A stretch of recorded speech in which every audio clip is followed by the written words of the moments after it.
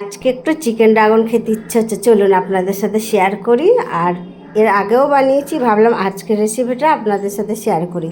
চিকেনটা এইভাবে লম্বা লম্বা করে কেটে নিয়েছি, ধুয়ে একটু লেবুর রস মাখিয়ে নিলাম।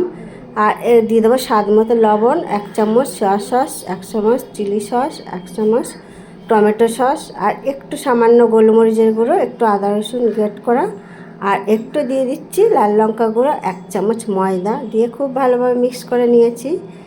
আর এটা খেতে এত দারুণ হয় না, একবার বানালে দেখবেন বারবার কিন্তু খেতে ইচ্ছা হবে। তেল গরম হয়ে গেছে, চিকেনগুলো এখন ভেজে নেব। তবে খুব বেশি ভাজতে যাবে না, একটু হালকা করে ভাজতে হবে, যাতে চিকেনের একটা জুসি আছে, জুসিটা শক্ত হয়ে যাবে চিকেনটা। খুব ভালোভাবে চিকেনটা ভেজে নিয়েছি, এবার ছাঁকার তেল থেকে তুলে নেব। এদিকে একটা কড়াই বসিয়ে দিয়েছি, 2 চামচ সাদা তেল, আর বেশ কিছুটা রসুন কুচি, রসুন কিমা করে নিয়েছি। রসুনের ভাগটা এই রেসিপিতে বেশি করে দিতে হবে। টমেটো সস, চিলি সস দিয়ে খুব ভালোভাবে মিক্স করে নিয়েছি। এখন একটু দিয়ে দেবো সামান্য একটুখানি সয়া সস দিয়ে দেবো, দিয়ে খুব ভালোভাবে মিক্স করে নিয়েছি। আর একটু লাল লঙ্কা গুঁড়ো দিয়ে দিচ্ছি, দিয়ে ব্যাস খুব ভালোভাবে মিক্স করে নিয়েছি। এখন ভেজে রাখা চিকেনগুলো দিয়ে দেবো।